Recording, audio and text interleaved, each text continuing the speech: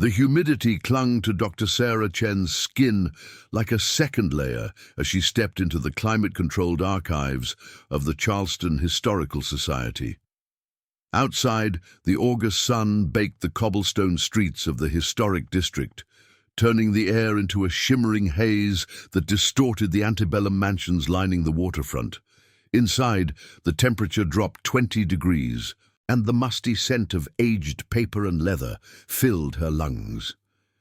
She'd been working in Charleston for 3 years now, ever since accepting the position as lead historian specializing in pre-Civil War South Carolina.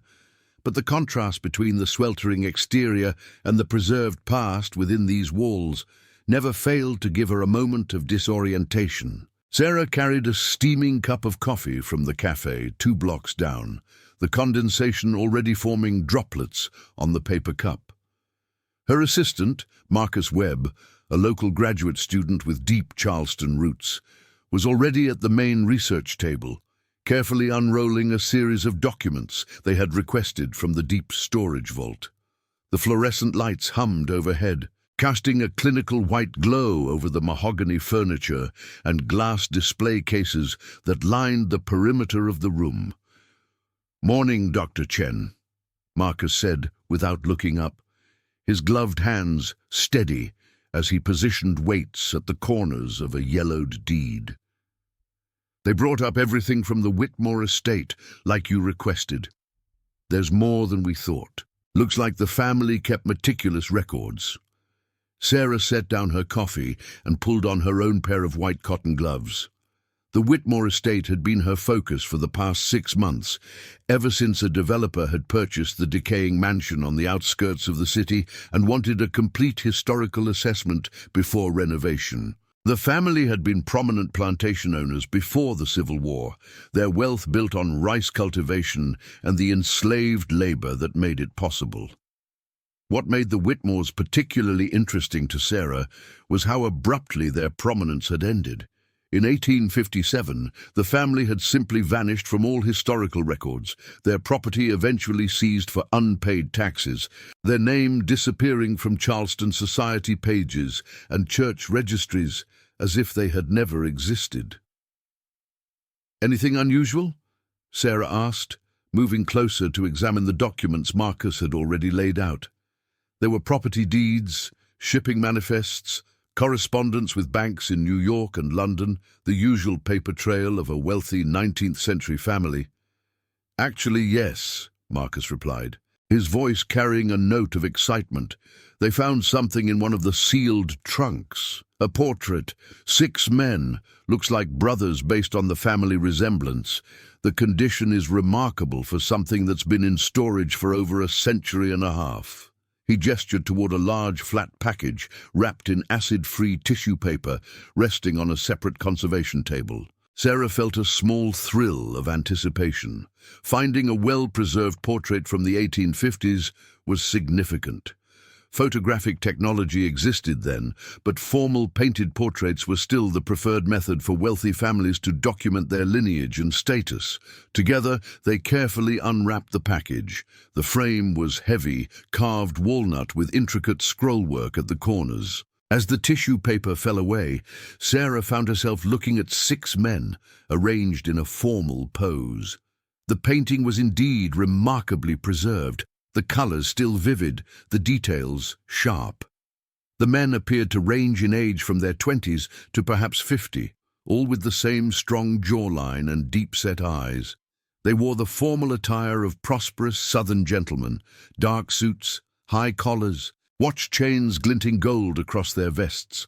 The background showed what appeared to be the interior of a grand home, with heavy drapes and ornate furniture barely visible in the shadows. But something about the portrait made Sarah pause. She leaned closer, studying the faces. There was something in their expressions, something she could not quite articulate. The men were not smiling, which was typical for portraits of that era, where long exposure times made holding a pleasant expression difficult. But their faces held something beyond mere stoicism. Their eyes seemed to look not at the viewer, but through them, with a kind of cold assessment that made her uncomfortable. The brass plate on the frame says Whitmore Brothers, 1856, Marcus said, pointing to the small engraved plaque affixed to the bottom of the frame. That would be right before the family disappeared from the records. Sarah pulled out her phone and began taking high-resolution photographs of the portrait, zooming in on different sections. Standard documentation procedure. But she also found herself wanting to study the image more closely, without the weight of the frame and the physical presence of the painting. There was something about those eyes, about the way the light fell across their faces, that made her skin prickle despite the cool air of the archives. "Let's get this to imaging," she said. "I want to see what enhancement can show us." Sometimes there are details in these old paintings that aren't visible to the naked eye, especially in the shadows. The artist might have included background elements that could tell us more about the family. Marcus nodded and began the process of photographing the portrait with the Society's professional equipment while Sarah returned to the documents. She found herself distracted, her eyes continually drawn back to the 6 men in the portrait. There was a story there, something hidden in the paint and canvas, and every instinct she had developed over years of historical research told her it was important. By early afternoon, they had high-resolution digital files of the portrait uploaded to the imaging software.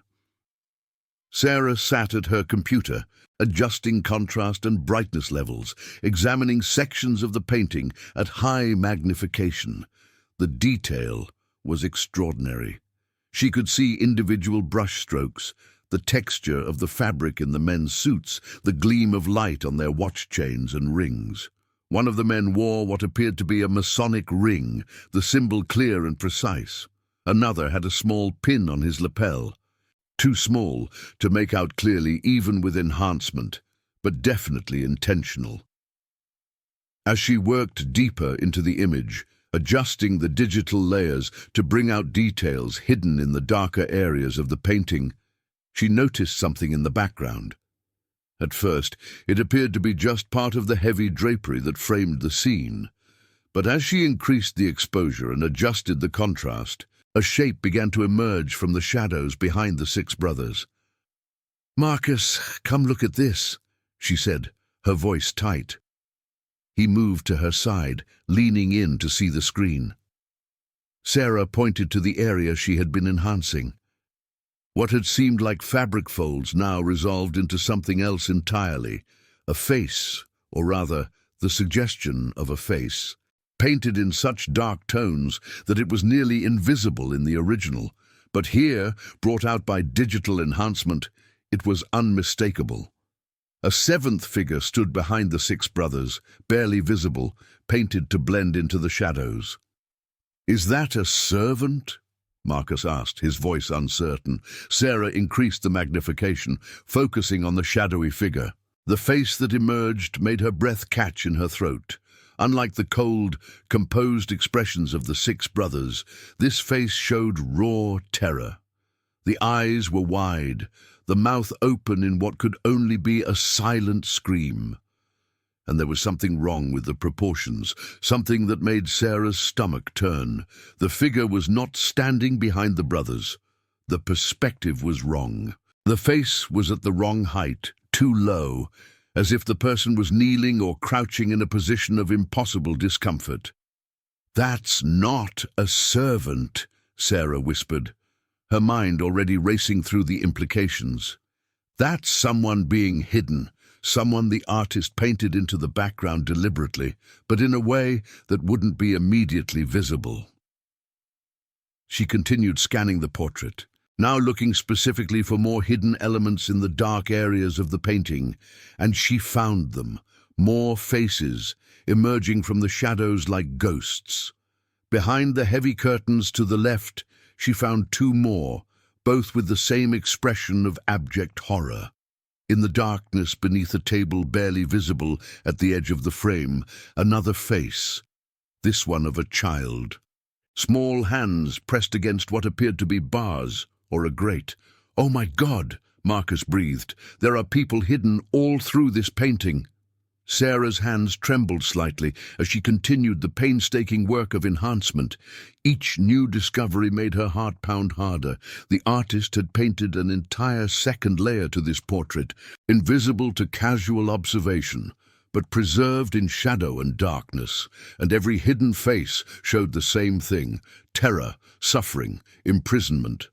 By the time the sun began to set, casting orange light through the high windows of the archive, Sarah had identified 11 additional figures hidden in the portrait. 11 faces emerged from the darkness, each one a testament to suffering, each one carefully concealed by the artist within the formal composition of the 6 Whitmore brothers. "We need to find out who painted this," Sarah said, finally leaning back from the computer screen. Her eyes ached from hours of intense focus, and her coffee had gone cold hours ago. Artists in that period often signed their work, sometimes subtly. "Let me check the corners and edges." She zoomed into each corner of the digital image, scanning for the artist's signature. She found it finally, in the lower right corner, painted in dark brown that was almost invisible against the painted floorboards of the portrait's interior scene. The letters were small but clear once she knew where to look. E. Morrison, 1856. "E. Morrison," Marcus repeated, already pulling up the Society's database on his own computer. "I'll search for artists working in Charleston in the 1850s. While he searched, Sarah pulled up her own research notes on the Whitmore family. She had pages of information compiled over months of work. But now she was looking for something specific. She scanned through census records, property deeds, newspaper mentions. The Whitmores had been a powerful family, 6 brothers who had inherited their father's rice plantation in 1850 and expanded it aggressively over the next several years. They were mentioned in society pages, appeared in church records, contributed to political campaigns. They were respected members of Charleston's elite, praised for their business acumen and their adherence to what the newspapers of the time delicately called the traditional values of Southern society. And then, in December of 1857, they simply vanished. No death records, no sale of property, no journey documented in any shipping manifests or hotel registries. 6 men, all prominent in their community, disappeared as completely as if the earth had swallowed them whole. Within 2 years, their plantation had been seized for unpaid taxes and sold at auction. The new owners renamed it and made no mention of the Whitmores in any subsequent records. "I found the artist," Marcus said, interrupting her thoughts. "Elias Morrison. He was a portrait painter working out of Charleston in the 1850s. Pretty successful, did work for several prominent families. But there's something interesting here. In 1857, Morrison disappeared. There was a newspaper article about it, a small piece in the Charleston Courier. He failed to appear for a commissioned portrait, sitting, and when they went to his studio, they found it abandoned. All his equipment, his paints, his canvases, everything just left there. He was never seen again." Sarah felt a chill run down her spine despite the warm evening air that was beginning to penetrate the archive as the climate control system wound down for the night. 1857, the same year the Whitmores disappeared.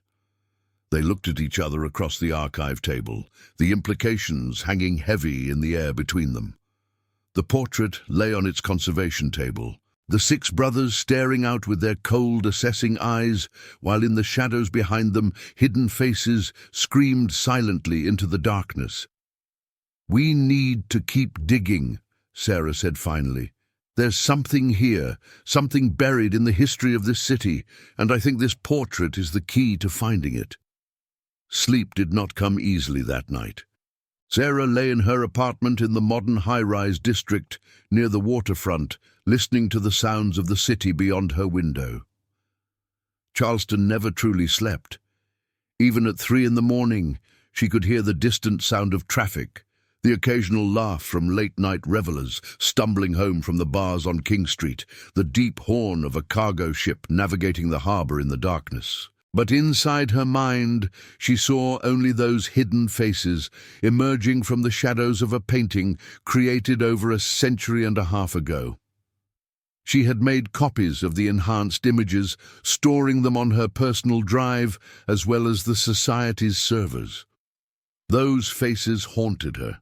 The terror in their eyes was so vivid, so immediate, that it transcended the decades between their suffering and her discovery. Whoever Elias Morrison had been, he had been a remarkable artist.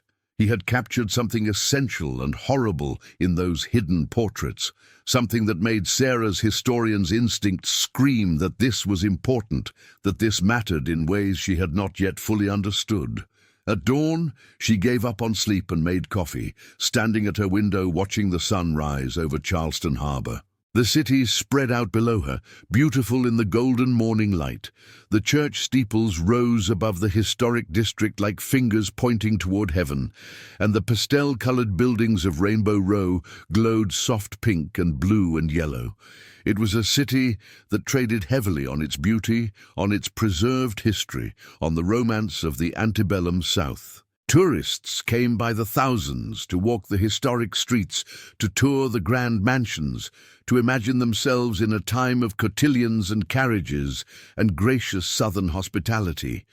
But Sarah knew, as every historian knew, that the beauty and grace came at a terrible price. The wealth that built those mansions came from the labor of enslaved people, from the systematic brutality of a society built on the premise that some human beings could own others. The history that Charleston preserved so carefully was selective, emphasizing architectural beauty and cultural refinement, while often glossing over the foundation of suffering upon which it all rested. The portrait felt like a crack in that carefully preserved facade, a glimpse of something that had been deliberately hidden. And Sarah intended to widen that crack until the truth emerged, no matter how uncomfortable that truth might be. By 8 o'clock, she was back at the Charleston Historical Society, this time with a list of research priorities. Marcus arrived shortly after, looking as tired as she felt. "Couldn't sleep either?" he asked, setting down 2 cups of coffee, one of which he slid across the table to her. "Those faces," Sarah said simply, and Marcus nodded in understanding. "I did some preliminary research last night from home," he said, pulling out his laptop. "I started with Elias Morrison, the artist. The disappearance in 1857 was reported, but there was never any investigation that I could find. No search, no inquiries, nothing. It was like the authorities simply didn't care that a prominent artist had vanished." "Or like they were told not to care," Sarah said. "What about his family? Did he have anyone who would have pushed for an investigation?" "That's where it gets interesting," Marcus replied, pulling up his notes. "Morrison was unmarried, no children. His parents were both deceased by 1857. But he did have a sister, Elizabeth Morrison Thorne. She was married to a merchant in Savannah. I found letters she wrote to the Charleston police demanding an investigation into her brother's disappearance. She seemed to believe something terrible had happened to him. Did she get anywhere with the police? No. The letters stop after a few months. Either she gave up or—" Marcus trailed off, the implication hanging between them. Sarah took a sip of her coffee, thinking, "We need to find out more about the relationship between Morrison and the Whitmore family. Why did they commission this portrait? Was it the only work he did for them? And most importantly, what did Morrison know that might have gotten him killed?" "You think he was murdered?" "I think he painted something he shouldn't have seen, and I think he tried to document it in the only way he could, by hiding it in plain sight in the portrait itself, and I think the Whitmores figured it out. They spent the morning combing through archives, pulling every document related to the Whitmore family and cross-referencing them with anything they could find about Elias Morrison. The work was painstaking, made more difficult by the fragmentary nature of historical records. Not everything survived, and what did survive was often incomplete or damaged, but gradually a picture began to emerge. The Whitmore brothers had commissioned several works from Morrison in 1855 and early 1856. There were records of payment for individual portraits of each brother, as well as the group portrait they had discovered. The payments were substantial, indicating Morrison was highly valued for his work. The last payment was recorded in March of 1856 for the completion of the group portrait. March 1856, Sarah said, looking at the payment record. But the portrait is dated 1856 without a specific month. So, sometime between March and December of that year, Morrison added those hidden faces. The question is, when and why did he wait? The answer came from an unexpected source. Going through a box of miscellaneous correspondence from the period, Marcus found a letter from a Charleston merchant to a business associate in Boston. The letter was dated November 1856, and it mentioned in passing that the Whitmore brothers had left the city for an extended trip to their plantation, taking their household staff with them and explicitly instructing that they were not to be disturbed for any reason. The letter writer noted this was unusual, as the brothers typically maintained a presence in Charleston society even during the harvest season. An extended trip to the plantation with instructions not to be disturbed, Sarah repeated, reading the letter over Marcus's shoulder. That's oddly specific. What were they doing out there that required that level of privacy? She pulled out a map of the Charleston area from the 1850s, locating the former Whitmore plantation. It was situated about 15 miles northwest of the city, in an area that had been largely rural in the 19th century. Today, the area was a mix of suburban development and light industrial zones, barely recognizable from its plantation past. I think we need to go there, Sarah said. The plantation buildings are long gone. But sometimes you can learn things from the land itself. Old foundations, wells, places where structures once stood. If something terrible happened there, there might still be evidence. Marcus looked uncertain. Dr. Chen, we're historians, not archaeologists. And technically, we don't have permission to go digging around on private property. I'm not talking about excavation, Sarah replied, though the idea had occurred to her. I'm talking about a site survey, historical documentation. The current property owner commissioned us to research the Whitmore estate, right? This is part of that research. That afternoon, they drove out to the former Whitmore plantation. The property had changed hands multiple times over the decades, subdivided and sold off in pieces. The main house had burned down in the 1880s, and what remained of the original plantation land was now occupied by a small industrial park and several residential developments. But the current owner of the central parcel, the area where the main house had once stood, was the developer who had hired the Historical Society in the first place. His name was David Reeves, and he had purchased the land with plans to build a boutique hotel that would capitalize on Charleston's tourism industry. When Sarah called to explain that she wanted to survey the site, he readily agreed, even offering to meet them there. David Reeves was a man in his early 50s, dressed in expensive casual wear that spoke of both success and a certain careful cultivation of appearance. He met them at the entrance to the property, a flat expanse of overgrown grass and scattered trees that showed little sign of its plantation past. I have to admit, I'm fascinated by what you might find, Reeves said as they walked the property. The historical angle is important for the hotel concept. Wealthy tourists love the idea of staying somewhere with authentic history, especially if it comes with ghost stories and mysterious disappearances. Sarah bit back a sharp retort. The commodification of history, especially tragic history, always irritated her. But Reeves was paying for the research, and his money funded the work of the Historical Society, so she kept her opinions to herself. The land itself was unremarkable at first glance. The main house had stood near the center of the property, and some of its foundation stones were still visible, half buried in the grass and dirt. Marcus had brought a handheld GPS unit loaded with historical maps, and they used it to orient themselves, identifying where other structures would have stood.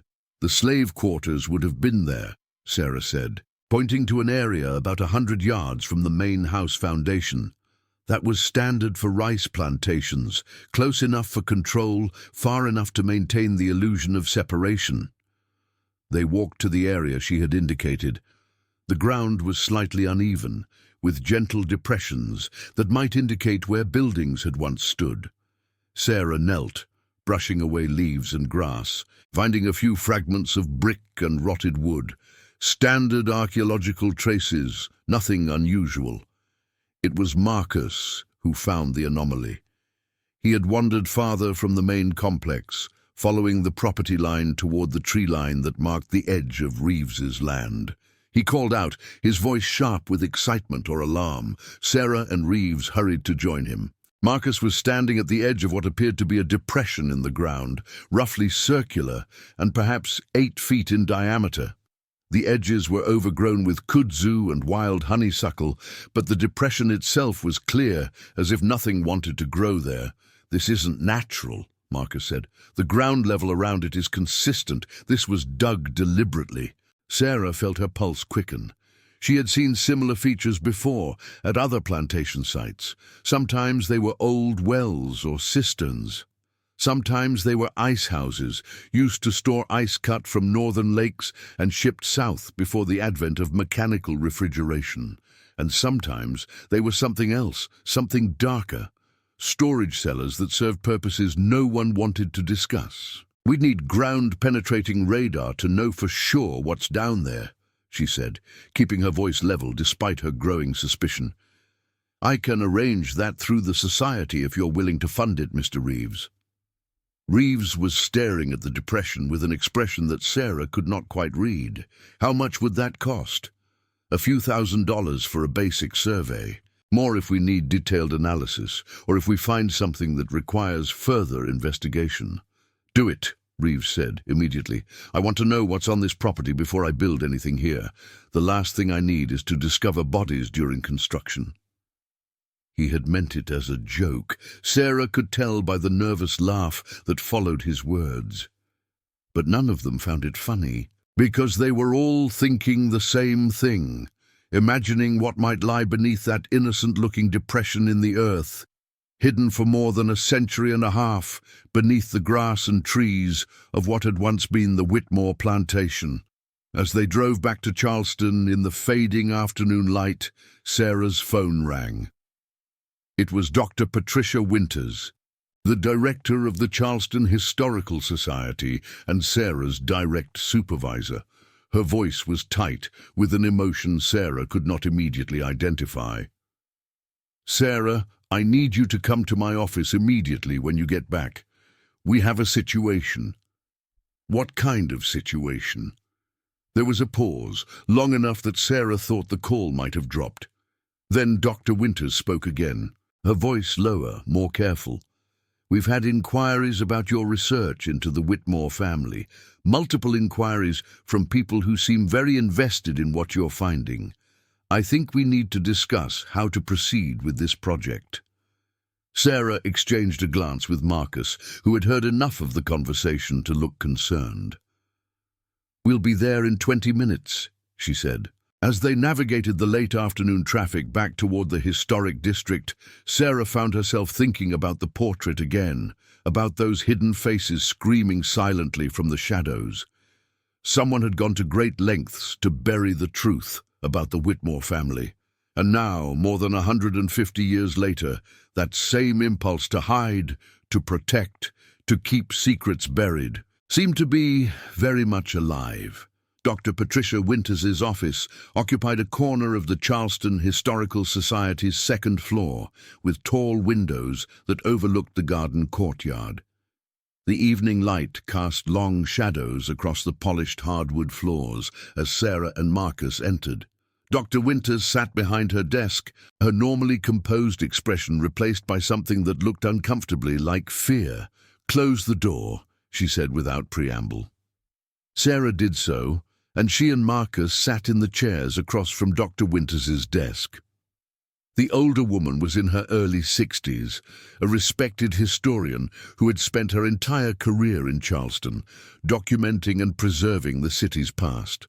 She had always struck Sarah as unflappable, the kind of person who dealt with funding crises and political pressures with equal calm. But now her hands trembled slightly as she reached for a folder on her desk. "I received 3 phone calls this afternoon," Dr. Winters began.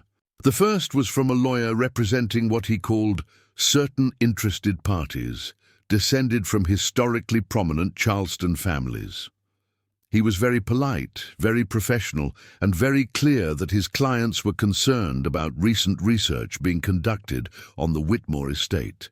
He suggested strongly that we might want to reconsider the scope of that research." Sarah felt anger rising in her chest. "We're historians. Our job is to uncover truth, not bury it because it makes people uncomfortable." "I said something similar," Dr. Winters replied. "That's when I received the second call from a member of our board of directors. He informed me that 3 major donors had contacted him expressing concerns about the society's current research direction. He didn't say it explicitly, but the implication was clear. Continue down this path, and we risk losing significant funding."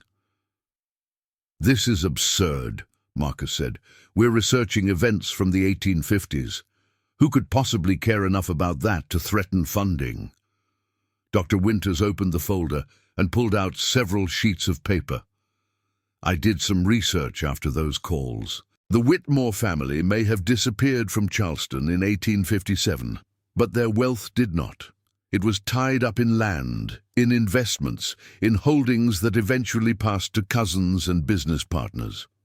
I've traced the descendant lines, and there are at least a dozen prominent Charleston families with direct connections to the Whitmore fortune. People who have built their current wealth and status on the foundation of what the Whitmores established." She slid the papers across the desk. Sarah scanned them, seeing names she recognized.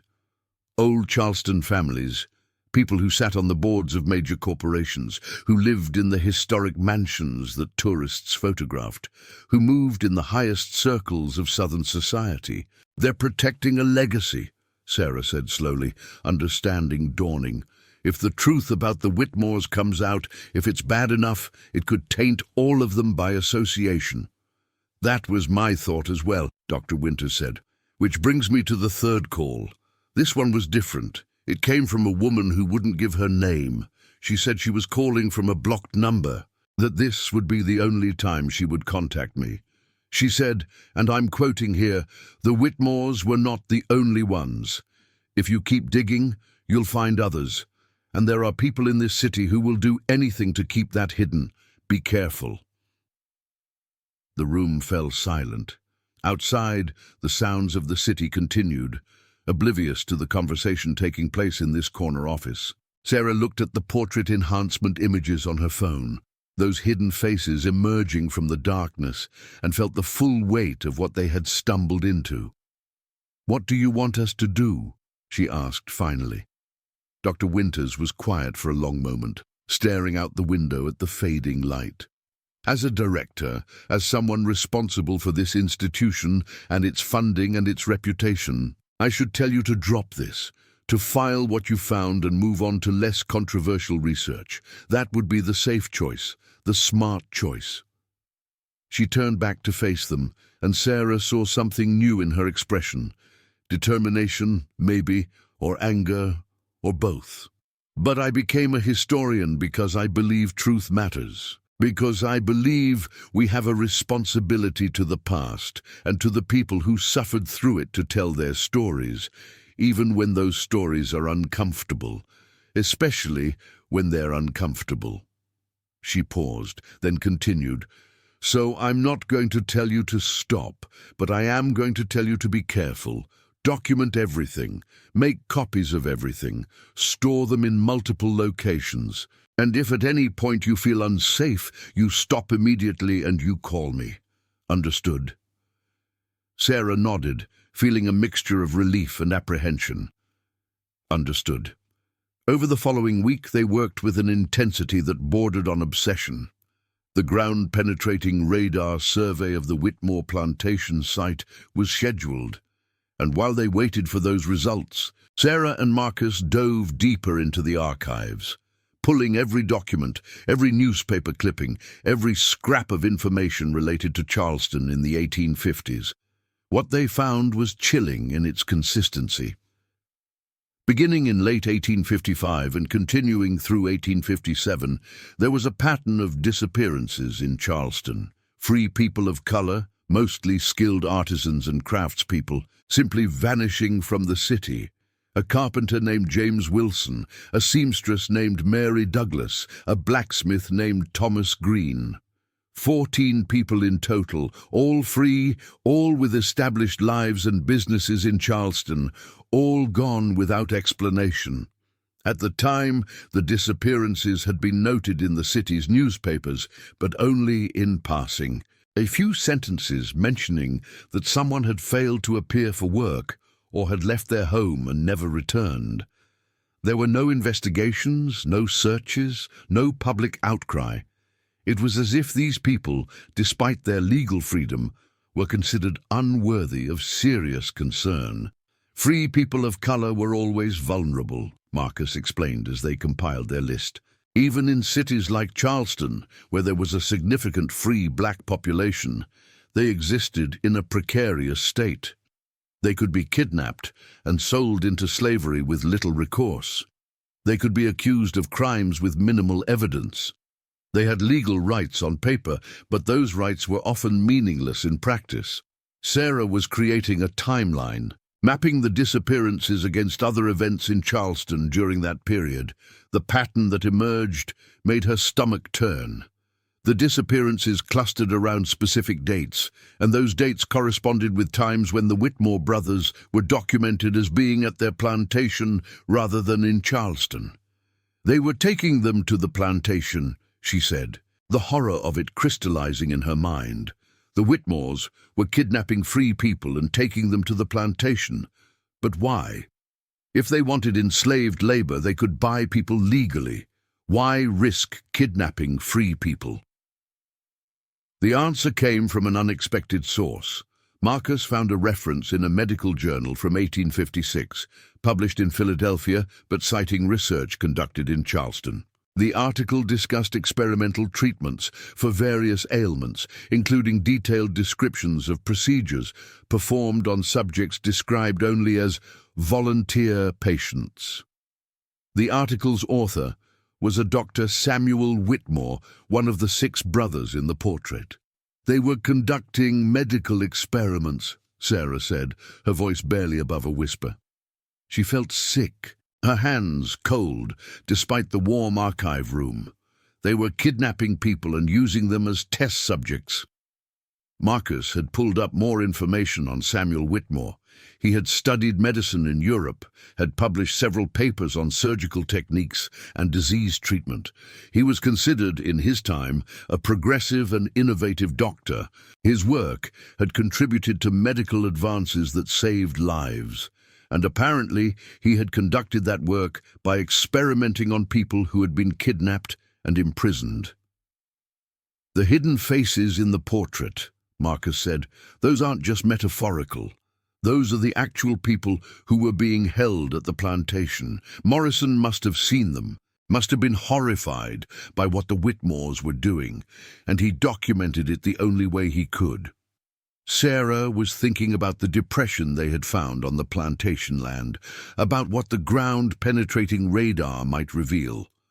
She felt a deep sense of dread, knowing that they were approaching a truth that had been deliberately buried for over a century and a half. The radar survey results arrived on a grey Wednesday morning, Sarah met the survey team at the plantation site, watching as they rolled their equipment across the ground, sending radar pulses deep into the earth and recording what bounced back. The depression that Marcus had found showed up immediately on their screens as an anomaly, a void beneath the surface with a structure that was clearly artificial. "It's a chamber," the lead surveyor said, zooming in on the image, maybe 10 feet deep, roughly circular. "And there's something down there, multiple objects, can't tell exactly what without excavation, but the radar signature suggests bone." Sarah called the Charleston County Coroner's Office from the site. If there were human remains, this was now a matter for law enforcement, regardless of how old those remains might be. Within hours, the site was cordoned off with crime scene tape, and a forensic team was beginning the careful process of excavation. Sarah and Marcus were asked to leave while the professionals worked, but the lead detective, a woman named Sandra Morrison, no relation to the artist as far as they knew, asked them to stay available for questions. She seemed genuinely interested in the historical context, understanding that whatever they found buried beneath the Whitmore plantation would need to be understood within the framework of the past. 3 days later, Detective Morrison called Sarah with an update. "We've removed remains of 11 individuals from that chamber. All of them show signs of trauma consistent with surgical procedures. Some show evidence of amputations performed with medical precision. Others show bone damage that suggests they were subjected to repeated invasive procedures. Based on the artifacts found with them, we're estimating these people died between 1855 and 1857. 11 people, the same number as the hidden faces Sarah had found in the portrait. Elias Morrison had documented exactly what he had seen, had preserved in paint and shadow the truth of what the Whitmore brothers had done. "There's something else," Detective Morrison continued. "We found a metal box buried with the remains. It was well sealed, protected from the elements. Inside were documents, medical notes, written in a precise hand, describing experimental procedures. They're signed by Samuel Whitmore, and there's a letter addressed to no one, like a confession. I'm sending you copies." The letter arrived by secure email an hour later.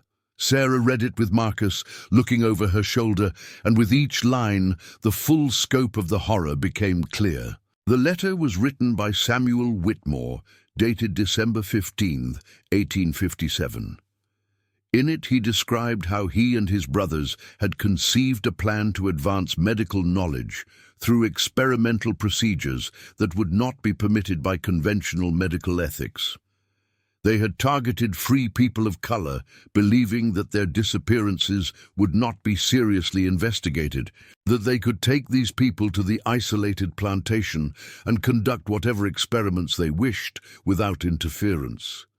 Samuel described the work in clinical terms, detailing procedures performed without anesthesia, amputations conducted to study healing processes, intentional infections introduced to test treatment methods. He described it all as necessary for the advancement of medical science, as sacrifices that would ultimately benefit humanity.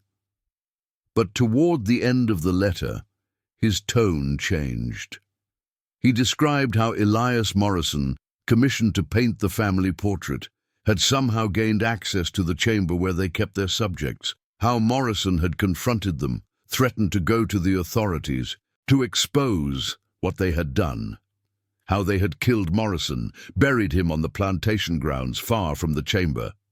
And then Samuel described what happened after, how the guilt had consumed his brothers, how they had turned on each other, how paranoia and fear had destroyed them from within. He wrote about how they had ultimately decided to end it, to seal the chamber with their victims still inside, some of them still alive, and to disappear from Charleston before the truth could emerge. The letter ended with a single line. "We thought we were free to do as we pleased, to use others as we saw fit.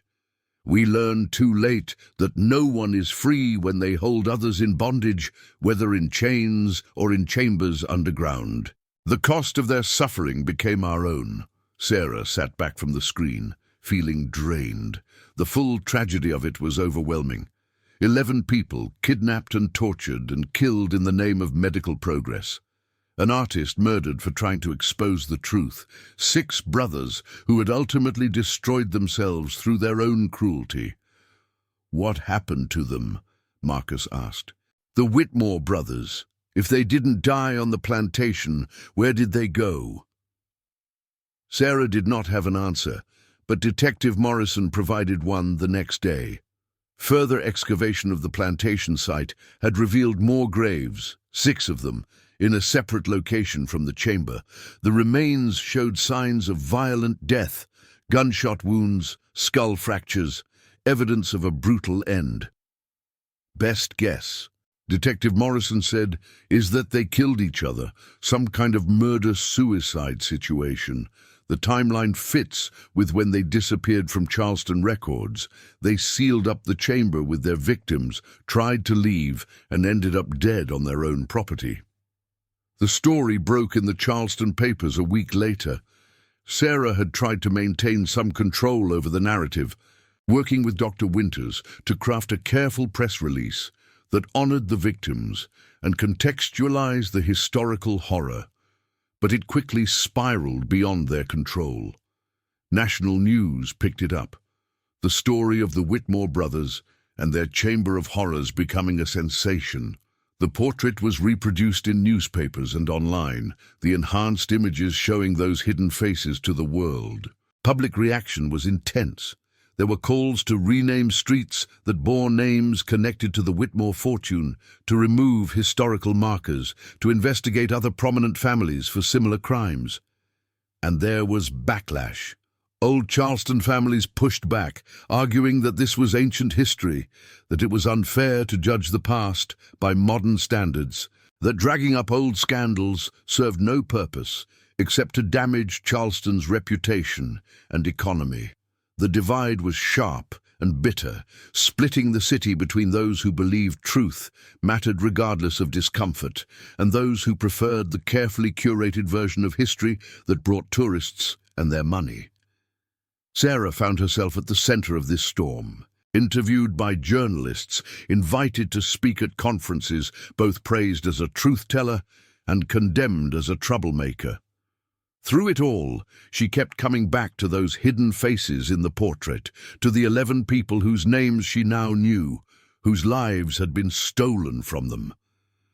The forensic team had worked with historians and genealogists to identify the remains, cross-referencing the medical notes with the missing persons from Charleston's records: James Wilson, Mary Douglas, Thomas Green, and 8 others.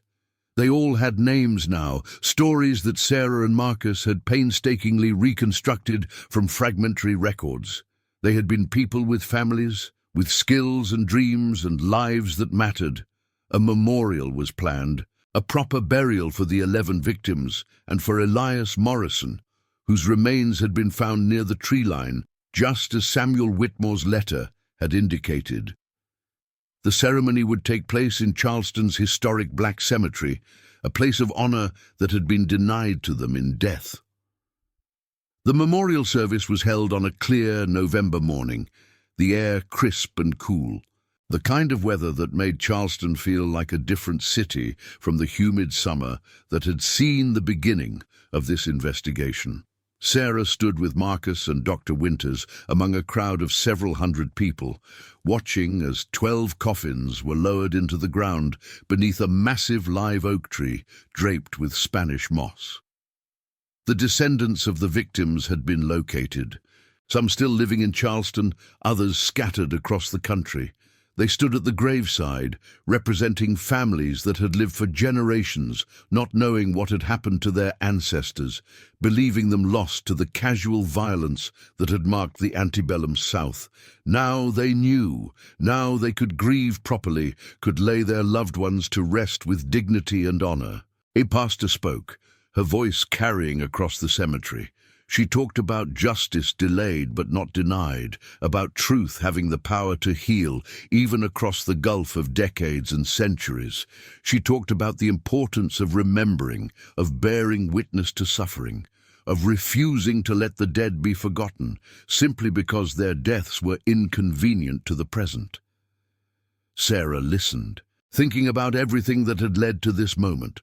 The portrait, the investigation, the excavation, the revelation of truth that Charleston's elite had tried so hard to keep buried. It had cost her, she knew. Several major donors had pulled their support from the Historical Society. Dr. Winters was facing pressure from the board to resign.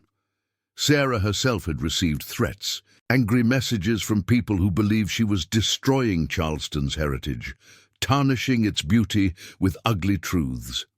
But standing here, watching those 12 coffins lowered into the earth while their descendants wept and mourned and finally found closure, Sarah knew it had been worth it. This was the responsibility of a historian, to speak for those who could no longer speak for themselves, to illuminate the dark places of the past, regardless of who preferred that darkness to remain. After the ceremony, Sarah walked through the cemetery with Marcus, looking at the old graves that surrounded them. So many stories here, so many lives lived under the shadow of slavery and oppression and violence.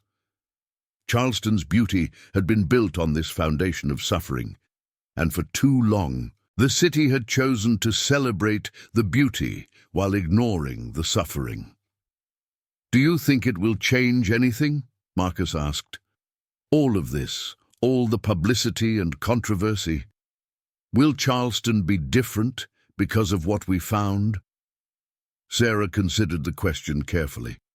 "I think some people will want to change, will want to reckon honestly with the past. And some people will resist, will do everything they can to maintain the comfortable myths they've always believed. But the truth is out there now. It can't be buried again. And that matters." They walked in silence for a while, the only sounds the crunch of gravel beneath their feet and the distant hum of traffic beyond the cemetery walls. Finally, Sarah spoke again. "I've been thinking about Samuel Whitmore's letter. That line about no one being free when they hold others in bondage. I think that's the core of it, the truth that applies to every generation. When we build our prosperity on the suffering of others, when we maintain our comfort by hiding or minimizing that suffering, we imprison ourselves just as surely as we imprison our victims. We become trapped by the lies we tell, by the truths we refuse to acknowledge." Marcus nodded slowly. "And the only way to be truly free is to face those truths, no matter how painful." "Exactly. That's the message, I think. That's what those 11 people, what Elias Morrison, what everyone who suffered under systems of oppression would want us to understand. Freedom isn't just about legal rights or political structures. It's about the courage to face truth, to acknowledge suffering, to refuse to build our lives on buried crimes." A few weeks later, Sarah stood in the Charleston Historical Society's main exhibition hall, watching as workers installed the new permanent exhibit. The portrait of the 6 Whitmore brothers had pride of place, but it was displayed now with both the original image and the enhanced version showing the hidden faces. Beside it were panels explaining the full story: the kidnappings, the experiments, the murders, the discovery, the investigation. But the exhibit did not end with the Whitmores. It expanded outward, examining broader patterns of exploitation and violence in antebellum Charleston. It told the stories of enslaved people who had worked the rice plantations, of free people of color who had built successful lives despite overwhelming obstacles, of the complex and often brutal reality behind Charleston's celebrated history. Dr. Winters had fought hard to make this exhibit happen, using the publicity around the Whitmore discovery to push for a more honest and comprehensive examination of Charleston's past. Some board members had resigned in protest. Some donors had withdrawn support. But others had stepped forward, people who believed that acknowledging difficult truths was essential to Charleston's future, not a threat to it. The exhibit would open to the public in a few days. Sarah knew it would be controversial, that some people would hate it, that there would be continued pushback from those who preferred a sanitized version of history. But she also knew it would reach people who had never been told these stories, who had never understood the full weight of the past that shaped their present. Among the artifacts in the exhibit was a reproduction of one of Elias Morrison's hidden faces, enlarged and isolated, so that viewers could see the terror and humanity in that painted expression. Beneath it was a plaque with the name of the person it represented, their age at time of death, their occupation, their family connections. Turning that anonymous face of suffering into a named, individual person with a specific life and story. This, Sarah thought, was the power of history done right, not the glorification of the past, not the selective memory that served present interests, but the honest acknowledgement of all that had happened, good and bad, beautiful and terrible, the willingness to look at the hidden faces in the portrait, to see what had been deliberately obscured, and to bring it into the light. Her phone buzzed with a text from Marcus. He had been following up on the anonymous phone call Dr. Winters had received at the beginning of the investigation, the warning that the Whitmores were not the only ones. He had found references in other archives to similar patterns of disappearances in other southern cities during the same period, suggestions that other prominent families might have engaged in similar crimes. "Might have another project for us," the text read, "if you're interested." Sarah looked at the exhibit one more time, at those hidden faces now visible to the world, at the names and stories that would no longer be forgotten. She thought about all the other hidden faces that might still exist, buried in old portraits and documents, waiting for someone to find them and bring them into the light. She texted back, "Always interested in the truth. Let's talk tomorrow." Because that was what she did, what she would always do. She was a historian, and her job was to remember, to investigate, to illuminate the dark places of the past. It was difficult work, often painful, sometimes dangerous. But it was necessary work, essential work, the kind of work that mattered precisely because it was difficult. The portrait of the 6 Whitmore brothers would hang in the Charleston Historical Society for years to come, a testament to both the crimes of the past and the importance of facing those crimes honestly. Every visitor who looked at those hidden faces, who read the stories of the 11 victims, who understood the full scope of what had happened on that plantation outside Charleston, would carry that knowledge forward. And maybe, Sarah thought, that was how change happened. Not all at once, not through grand gestures or dramatic transformations, but through the slow accumulation of truth, the gradual expansion of understanding, the willingness to look at what had been hidden and refuse to look away. Freedom, after all, was not just a political condition or a legal status. It was a state of mind, a commitment to truth, a refusal to build present comfort on buried suffering. The Whitmores had learned that lesson too late, destroyed by the weight of their own crimes. But their victims, those 11 people who had died in darkness and obscurity, were finally free now. Free to be remembered, free to be honored, free to have their suffering acknowledged and their lives valued. And in that freedom, in that remembrance, there was a kind of justice, not the justice of the courts or the law which had failed them in life, but the justice of history, the justice of truth, the justice of refusing to let them be forgotten. Sarah walked out of the exhibition hall into the Charleston afternoon, the sun bright overhead, the city beautiful around her. She could acknowledge that beauty now without ignoring the suffering that had made it possible. She could love this city while also demanding it face its past honestly. That, she thought, was what freedom looked like. Not perfection, not the absence of difficulty, but the courage to see clearly and speak truthfully, no matter how hard that truth might be. The portrait had been a window into the past, a crack in the carefully maintained facade of history. Through that window, Sarah had seen the faces of people who had suffered and died, who had been deliberately hidden from view, whose stories had been suppressed by those who benefited from their silence. But windows worked both ways. The past could see into the present just as surely as the present looked into the past. And Sarah liked to think that somewhere, in whatever lay beyond the grave, those 11 victims knew they had finally been found, that their suffering had finally been acknowledged, that they would not be forgotten. That, in the end, was all any of them could hope for, to be remembered truthfully, to have their lives and deaths acknowledged and honored, to matter in the long accounting of history. The hidden faces in the portrait were hidden no longer. They looked out at the world now, bearing witness, demanding recognition, insisting that truth was stronger than the forces that tried to bury it. And in Charleston, where so much history had been carefully curated and sanitized, where comfort had so often been valued over truth, those faces were a reminder that the past was never truly past. It was always present, always insisting on acknowledgement, always waiting for someone brave enough to look directly at it and refuse to turn away.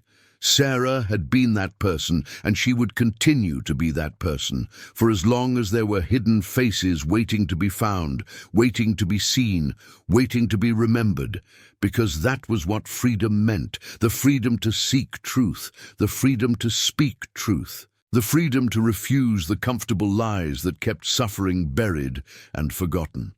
The portrait of the 6 Whitmore brothers would hang in the Charleston Historical Society, and visitors would look at those hidden faces and understand that history was not just the story of the powerful and prominent.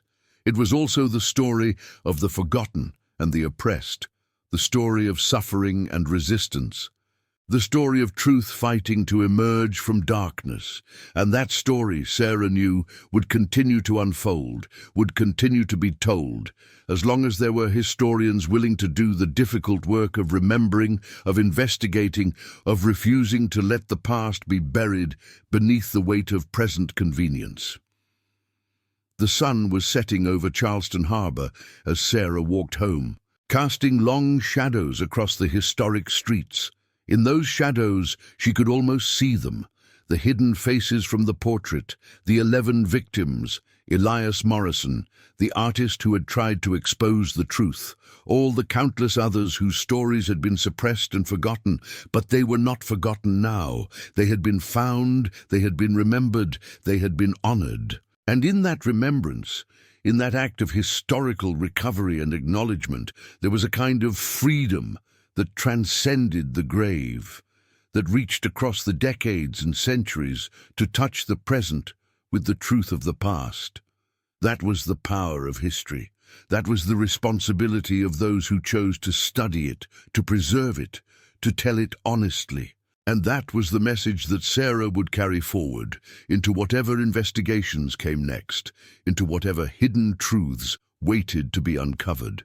That freedom required truth, that justice required acknowledgement, and that the only way to honor those who had suffered was to refuse to let their suffering be forgotten or minimized or buried beneath comfortable lies. The portrait had revealed its secrets, the hidden faces had been brought into the light, and Charleston, for all its beauty and all its carefully preserved history, would have to reckon with the truth of its past, uncomfortable as that truth might be.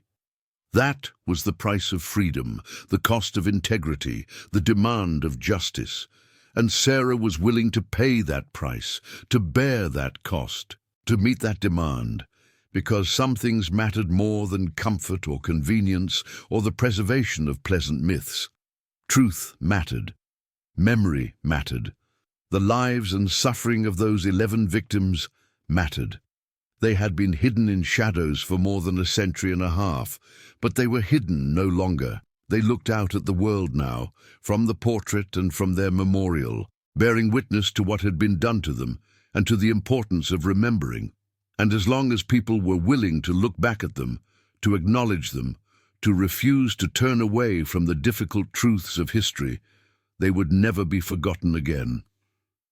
That was the promise Sarah made, standing in the fading light of a Charleston evening, with the weight of the past and the responsibility of the present settling on her shoulders like a familiar burden. The hidden faces had been found, their stories had been told, and in the telling, in the remembering, in the refusal to let them be forgotten, there was a kind of freedom that no amount of burial or suppression could ever truly destroy. That was the lesson of the portrait, the message of the investigation, the truth that Sarah would carry forward into whatever came next. Freedom required truth, justice required acknowledgement, and history, properly told, could be a tool for both.